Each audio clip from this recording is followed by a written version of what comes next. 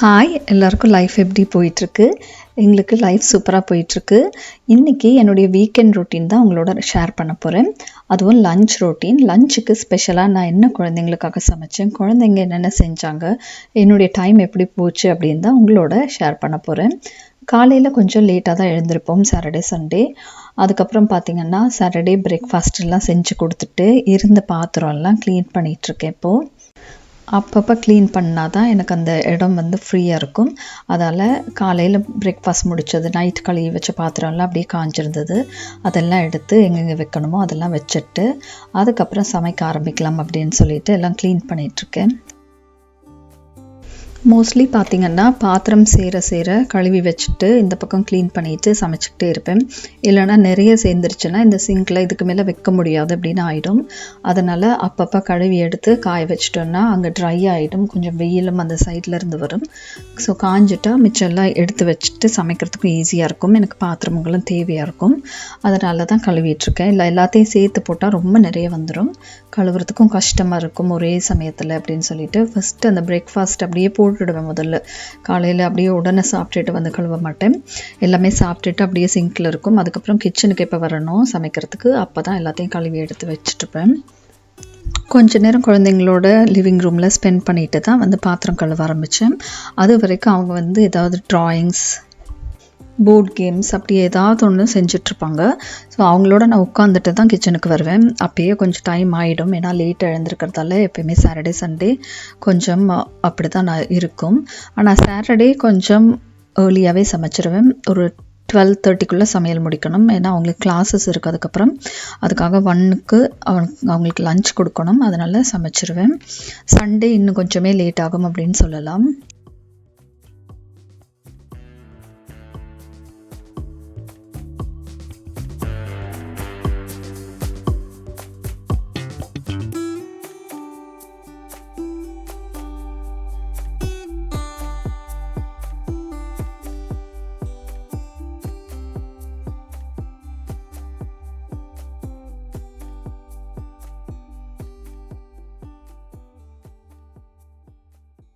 பாத்திரம் எல்லாம் கழுவி எல்லாம் எடுத்து வச்சதுக்கப்புறம் இவங்க ஸ்நாக்ஸ் கேட்டுட்டு இருந்தாங்க. ஸோ சீஸ் ஸ்டிக் இருந்துச்சு, சீஸ் ஸ்டிக் எடுத்து கொடுத்துட்ருந்தேன். ஸோ சீஸ் ஸ்டிக் சாப்பிட்டு நாங்கள் வெளியில் போய் ட்ராம்ப்ளினில் விளையாட போகிறோம் அப்படின்னு சொல்லிட்டு கிளம்பிட்டாங்க. சரி நீங்கள் விளையாடுங்க, நான் அதுக்குள்ளே சமைச்சிட்டு கூப்பிடுறேன் அப்படின்னு சொல்லிட்டு எனக்கு கொஞ்சம் ஃப்ரீயாக இருக்கும் அப்படின்னு சொல்லிட்டு. எங்கே போகிறீங்க? தோயணுமல்ல அன்றைக்கி ஈவினிங் தோயிடும் இல்லை, 2 பேரும் வெளியில் போயிட்டு இப்போ தோயணும். ஓகே, சமைக்க ஸ்டார்ட் பண்ணுறதுக்கு முதல் பெரிய கப்பில் நல்லா ஜில்லுன்னு தண்ணி எடுத்து குடிச்சிருவேன்.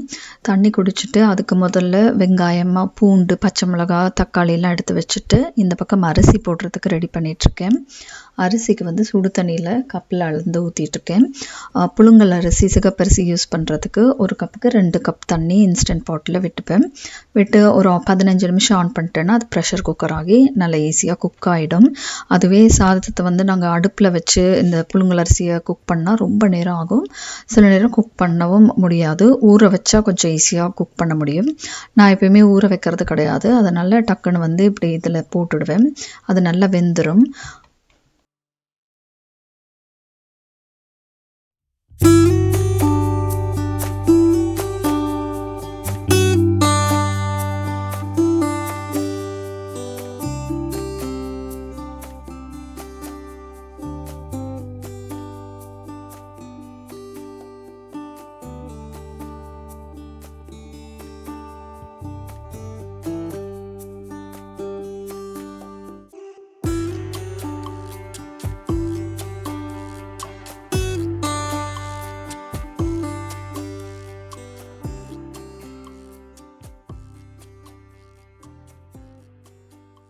சாட்டர்டே ஸ்பெஷல் என்னென்னு பார்த்தீங்கன்னா கணவாய் தமிழ் கடையில் வாங்கியிருந்தோம். க்ளீன் பண்ணவே இல்லை, அப்படியே 2 கணவாய் நினைக்கிறேன் ஃப்ரீசரில் அப்படியே போட்டிருந்தேன். முன்னாடி நாள் வாங்கினது. அதை எடுத்து இனிமேல் க்ளீன் பண்ணி எல்லாம் கட் பண்ணி அதுக்கு ரொம்ப நேரம் ஆகும். அந்த ஒவ்வொன்றா பார்த்து க்ளீன் பண்ணி, இல்லைனா அது ஹெல்த்தியும் கிடையாது. ஸோ ஒவ்வொன்றா க்ளீன் பண்ணோம். அதுக்காக அதை ஃபஸ்ட்டே ஃப்ரீசர்லேருந்து எடுத்து காலையிலே போட்டாச்சு. இப்போ நல்லா இழகி இருக்கும். இனிமேல் க்ளீன் பண்ணிவிட்டு கட் பண்ணிவிட்டு சமைக்கணும்.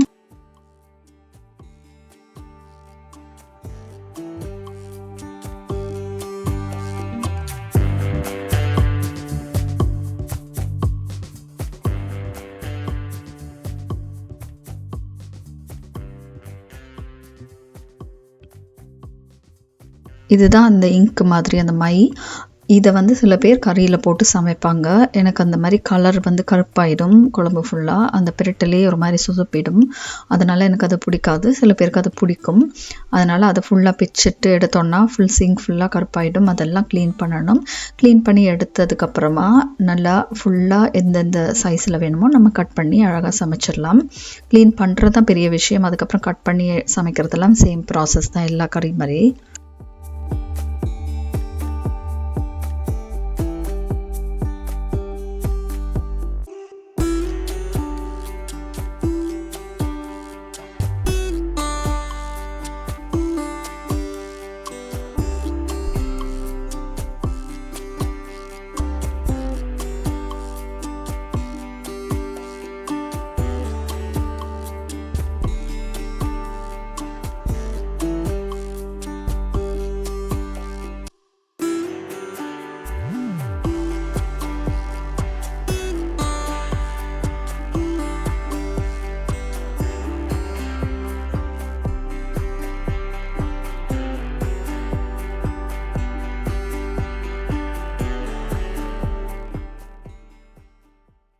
உங்களுக்கு இதை பார்த்தாலே தெரியும் எவ்வளோ கரெக்டாக க்ளீன் பண்ணியிருக்கு இது அப்படின்னு. எந்த இடத்துலையுமே நான் அந்த ஸ்கின்னை கூட விடலை. எனக்கு ஸ்கின் விடுறதும் பிடிக்காது. அந்த மேலே இருக்கிற மெல்லிய ஸ்கின்னை அதையும் பிச்சை எடுத்துகிட்டு தான் க்ளீன் பண்ணுவேன். ஸோ சாப்பிட்றதுக்கும் ஈஸியாக இருக்கும், பார்க்குறதுக்கும் நல்லா கறி சூப்பராக வரும். அதனால் எல்லாத்தையும் எடுத்துட்டு குட்டி குட்டி பீசஸாக கட் பண்ணிகிட்ருக்கேன். கட் பண்ணி எல்லாத்தையும் எடுத்தோடனே ஈஸியாக டப்புன்னு கறி வச்சிடலாம். கணவாய் க்ளீன் பண்ணுறதுக்கு ரொம்ப நேரம் எடுக்கும். உள்ளே இருக்கிற அந்த மெல்லிய எலும்பை இந்த பிச்சை எடுத்துக்கணும். எடுத்துட்டோன்னா அதில் வந்து ஒரு இங்க் மாதிரி ஒன்று இருக்கும், அதை க்ளீன் பண்ணி எடுத்துக்கணும். அதுக்கப்புறம் நெகத்தை ஒவ்வொரு கால்லையும் நெகம் மாதிரி ஒன்று இருக்கும், அதை நீங்கள் கத்தி வச்சு சுரண்டி எடுத்துக்கலாம். மோஸ்ட்லி பட்டர் நைஃப் யூஸ் பண்ணிங்கன்னா ஈஸியாக அந்த நெயில்ஸ் எல்லாம் வந்துடும்.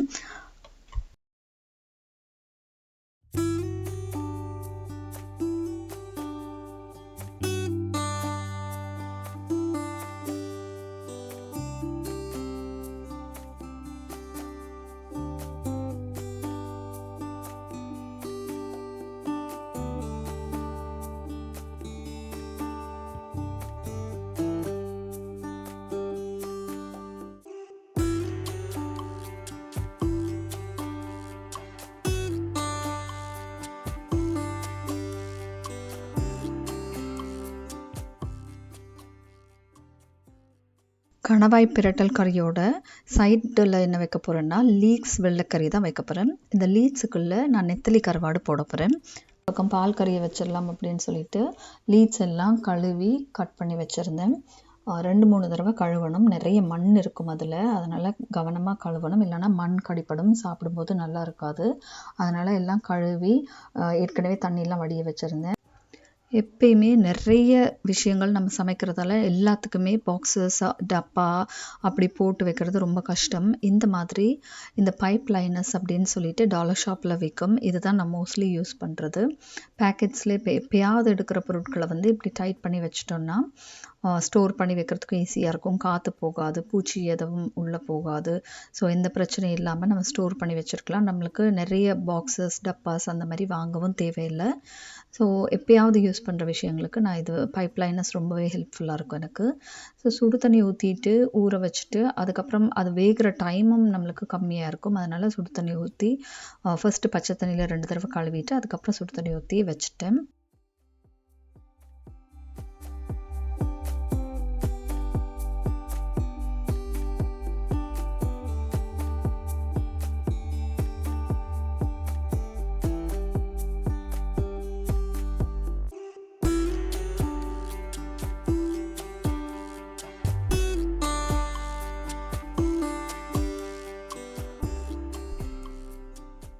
பெருஞ்சீரகம், 1 ஸ்பூன் சின்ன சீரகம், 1/2 டீஸ்பூன் வெந்தயம். இது எல்லாத்தையும் நல்லா ஒரு லோ மீடியம் ஃப்ளேமில் வச்சு வதக்கி விட்டுக்கணும். அந்த ஸ்மெல் தான் இந்த கணவாய் பிரட்டலுக்கு நல்லாயிருக்கும். ஸோ இது 3 சேர்ந்து ஒரு லைட்டாக வதங்கணும். வதங்கினதுக்கப்புறம் தான் மிச்சத்தை சேர்க்க போகிறேன். இதெல்லாம் கொஞ்சம் பொரிஞ்சு வந்ததுக்கப்புறம் 2 பெரிய வெங்காயம் கட் பண்ணி வச்சுருந்தேன். அதோட 2 பச்சை மிளகாயும் கீறி வச்சுருந்தேன். அது 2யும் சேர்த்து நல்லா வதக்கிக்கணும். இந்த வெங்காயம் நல்லா வதங்கணும். பாதியிலேயே நீங்கள் அவசரப்பட்டு கணவாயை சேர்த்துடக்கூடாது. வெங்காயம் இருக்கிறதே தெரியாத அளவுக்கு வதங்கினா தான் கணவாய் பிரட்டல் டேஸ்ட்டாக இருக்கும். அதனால் இதை வந்து லோ மீடியம் ஃப்ளேமில் வச்சு நல்லா வதக்கி விட்டுக்குங்க. அதுக்கப்புறம் ஒரு 5 பல்லு பூண்டை குட்டி குட்டியாக தெரியாத மாதிரி கட் பண்ணி வச்சுருந்தேன். அந்த பொடிசாக கட் பண்ண பூண்டையும் சேர்த்து அதோட வதங்க விட்டுக்குங்க. நல்லா வதங்கணுன்றதுக்காக ஹை ஃப்ளேமில் விட்டிங்கன்னா எரிஞ்சு போயிடும். அதனால் மீடியம் ஃப்ளேமில் விட்டோ இல்லை லோ ஃப்ளேமில் விட்டோ அடிக்கடி ஒருக்கா கிண்டிக்கிட்டே இருந்தால் நல்லா வதங்கி வெங்காயம் இருக்கிறதே தெரியாமல் இருக்கும்.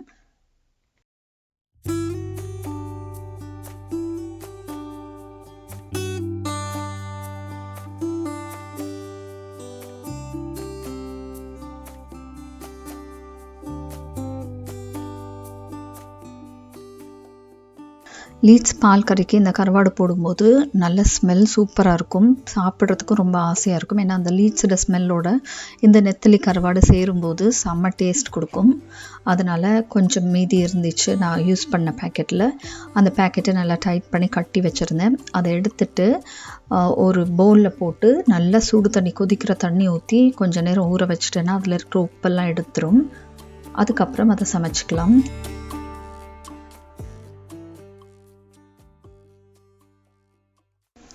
இந்த பக்கம் நல்லா வெங்காயம் வெந்ததுக்கப்புறம் கணவாயை ஆட் பண்ணி அதுக்கு தேவையான குழம்பு மிளகாத்தூளையும் உப்பையும் ஆட் பண்ணி நல்லா பிரட்டி விட்டுக்கணும். கணவாயிலிருந்தே நிறைய தண்ணி வந்து விடும். அதனால் முதல்ல தண்ணி ஆட் பண்ணாமல் கணவாயை ஃபுல்லாக பிரட்டி விடும்போது அதில் இருக்கிற தண்ணியே வெளியில் வந்து அதுலேயே வெந்துடும். இந்த பால் கறிக்கு நான் முதல்ல நல்லா அந்த நெத்திலி கருவாடை சுடு தண்ணியில் போட்டு ஊற வச்சுருந்தேன். அதுக்கப்புறம் மறுபடியும் அடுப்பில் வச்சு கொஞ்சம் வேக வச்சுட்டு தான் லீட்ஸ் அதுக்குள்ளே ஆட் பண்ண போகிறேன்.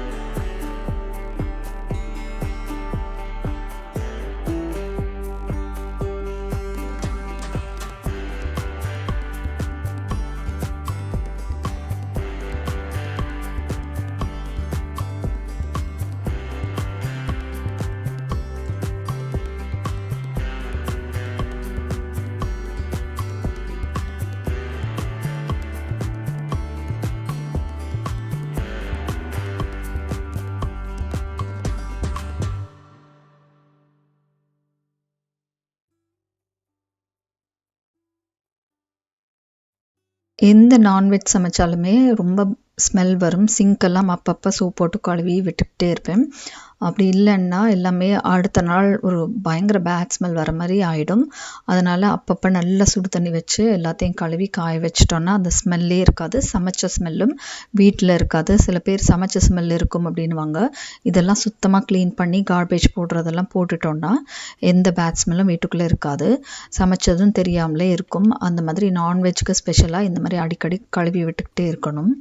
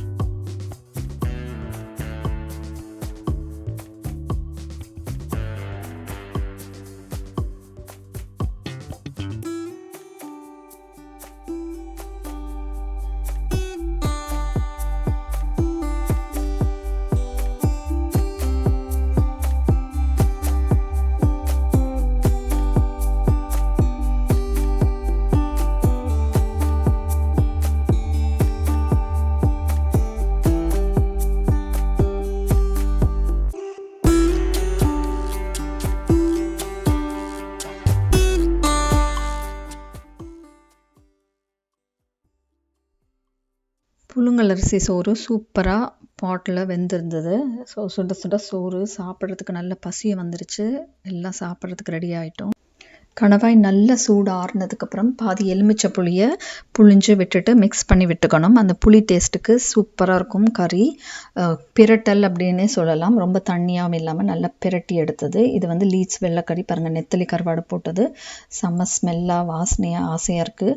பசிக்கு வந்து எனக்கு அவ்வளோ பசி எடுக்கும். சமைச்சு முடிக்கிறதுக்குள்ளே பசிக்க ஆரம்பிச்சிடுன்ற மாதிரி. அதுக்கப்புறம் க்ளீனிங் வேறு செஞ்சுட்டு இருந்தேன். க்ளீனிங் செஞ்சதுக்கப்புறம் சரி குழந்தைங்க உள்ளே வந்துட்டாங்க, சாப்பிட வாங்க அப்படின்னு சொல்லிட்டு சாப்பிட்றதுக்கு பிளேட்ஸ் எல்லாம் ரெடி பண்ணிகிட்டு இருந்தேன். ஸோ ஆறாவும் உள்ளே வந்துட்டா. அவளுக்கு அப்படியே அந்த கிளாஸ்க்கு போகணும் அப்படின்னு சொல்லிட்டு கடகடன்னு சாப்பிட்டுடுவா.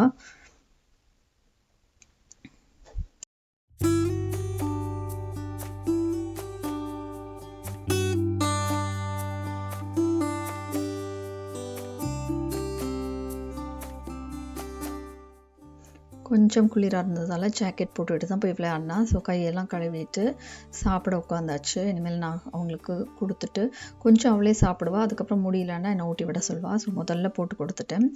நெத்திலி கருவாடு அவளுக்கு ரொம்ப பிடிக்கும், அதனால் எடுத்து சாப்பிட்டுட்டு இருந்தா.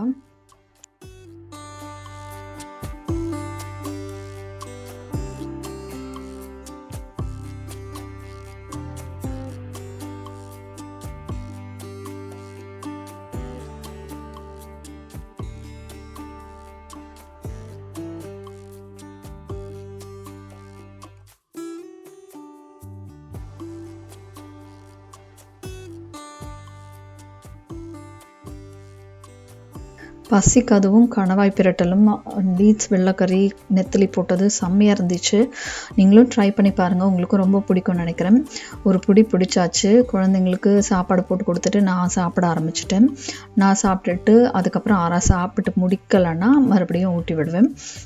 எல்லாம் சாப்பிட்டுட்டே இருக்கும்போது சரி சாப்பிட்டு முடித்ததுக்கப்புறம் என்ன செய்யலான்ட்டு மறுபடியும் ட்ராம்ப்ளினில் போய் விளையாட போகிறோம் அப்படின்னாங்க. அதுக்குள்ளே கிளாஸ்க்கு டைம் ஆகிடுச்சு. கிளாஸ்க்கு போயிட்டு வந்து மறுபடியும் பின்னுக்கு போய் ட்ராம்ப்ளினில் விளையாடினாங்க குழந்தைங்க. இப்படி தான் என்னுடைய லன்ச் ரொட்டீன் போச்சு. எங்களுடைய வீக்கெண்டுக்கு சமைச்சது, குழந்தைங்களோட ஸ்பெண்ட் பண்ணது எல்லாமே இப்படி தான் இருந்துச்சு. ஐ ஹோப் உங்களுக்கு இந்த வீடியோ பிடிச்சிருக்குன்னு நம்புகிறேன். இந்த ரெசிபீஸ் உங்களுக்கு பிடிச்சிருந்தா நீங்களும் ட்ரை பண்ணி பாருங்கள். குழந்தைங்க ரொம்பவே விரும்பி சாப்பிடுவாங்க. இன்னொரு வீடியோவில் பார்க்கலாம்.